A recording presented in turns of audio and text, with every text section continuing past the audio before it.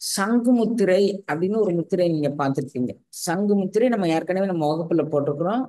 சங்கு முத்திரையினுடைய அமைப்பு இந்த இடது கை கட்டை விரல்ல வலது கையில வச்சுட்டு வலது கையை அப்படியே மூடிக்கிறோம். இடது கையை கொண்டு வலது கை கட்டை விரலோடு இணைச்சுக்கிறோம். இது பேர் சங்கு முத்திரை அப்படின்னு பார்த்துருக்கோம். சரியா? இது பேர் சங்கு முத்திரை. ஏற்கனவே இது பதிவாக்கம் பெற்றிருக்கு. சகஜ சங்கு முத்திரை அப்படின்னு ஒரு முத்திரை இருக்கு குட்டிகளா. சகஜ சங்கு முத்திரை அப்படின்னு. சகச சங்கு முத்திரை இது மாதிரி ஆஹ் சங்கு முத்திரை சரி, சகஜ சங்கு முத்திரை சரி, ரொம்ப சுலபமானது, மிக ஈஸியானது. இப்ப பாருங்க, கைகளை இணைத்துக் கொள்கின்றோம். இணைச்சிட்டோமா?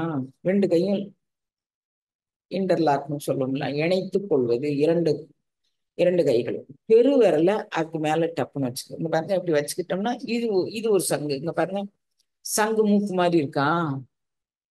இருக்காடா? இங்க பாருங்க, இப்படி வச்சீங்கன்னா சங்கு மூக்கு மாதிரி. சங்குல ஒரு நுனி இருக்குமா? அது மாதிரி. இது பேர் சகஜ சங்கு அப்படின்னு பேரு. எல்லாரும் நிமிர்ந்து உட்கார்ந்துக்கோங்க. இந்த முத்திரையை வச்சுக்கோங்க. இந்த முத்திரையினுடைய பலன் என்ன?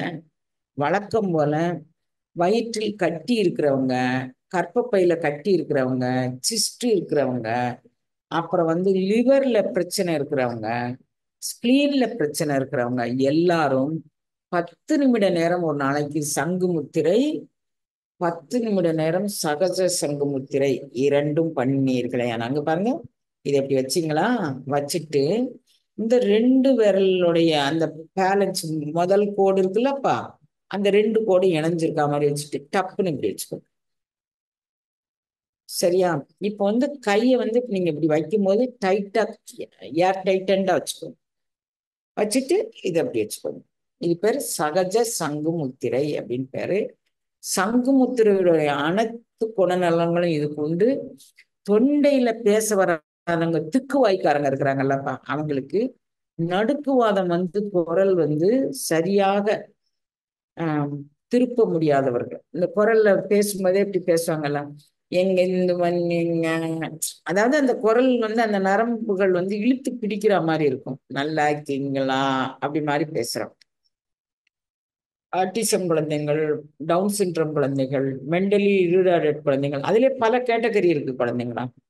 இவர்கள் அனைவருக்கும் இந்த முத்திரை அந்த த்ரோட்ல பிரச்சனை இருந்தா அவங்க எல்லாருக்குமே இந்த சங்கு முத்திரை 10 நிமிடம், சகஜ சங்கு முத்திரை 10 நிமிடம் காலை மாலை 2 வேளைகளிலும் செய்து வர இது நல்லா இருக்கும். திக்குவாய்க்காரங்களுக்கு இது சிறந்த ஒரு முத்திரை. இந்த முத்திரையில த்ரோட் சக்கரா அப்படின்னு சொல்லக்கூடிய விசித்தி சக்கரத்தில், எனக்கு அடிக்கடி நான் சொல்லுவேன் குழந்தைங்களா, திருநீலகண்டத்து குயவனார் கடியேன்னு. திருநீலகண்டத்து குயவனார ஒரு நொடியில மடமாற்றம் செய்தது அந்த த்ரோட் சக்கராவுக்கு மேல அவர் ஏற்றிய அருஞான உணர்வு அப்படிங்கக்கூடியது. இப்போ நீங்க இடகலை, பிங்கலை, சுழுமுனை, அத்தி, அலம்புடை, இதெல்லாம் இந்த 10 நாடிகள் பத்தி சொன்னேன். 10 நாடிகளிலும் வேலை செய்யக்கூடிய முத்திரைகள் ஒரு 100 முத்திரைகள் இருக்கு கண்ணா. மீதி முத்திரைகள்லாம் உடல் சார்ந்து வேலை செய்யும். 10 நாடிகளிலும் மனம் சார்ந்தும் செய்யக்கூடிய முத்திரைகள் ஒரு 100 முத்திரை குறைஞ்சபட்சம் நான் என்னுடைய சிற்றறிவு கேட்டியவன சொல்றேன். அதுக்கு அதிகமாக இருக்கலாம். ஏன்னா 3000 முத்திரைகள் இருக்குங்கிறாங்க. நம்ம திரும்புதெல்லாம் முத்திரை அப்படின்னு தான் சொல்றாங்க. அதனால நீங்க அந்த முத்திரைகளை பயின்று வந்தீங்கன்னா அடிவேறு பிரச்சனை நீக்கும், அஜீரண கோளாறு நீங்கும். இதை நீங்க எந்த சக்கராவை ஆக்டிவேட் பண்ணணும்னு நினைக்கிறீங்களோ, இப்ப மணிபூரக சக்கராவை ஆக்டிவேட் பண்ணணும்னு நினைக்கிறீங்கன்னு வச்சுக்கோங்களேன். மணிபூரகம் என்பது உங்களுடைய நேவல் சென்டர், தொப்புள் பகுதியில.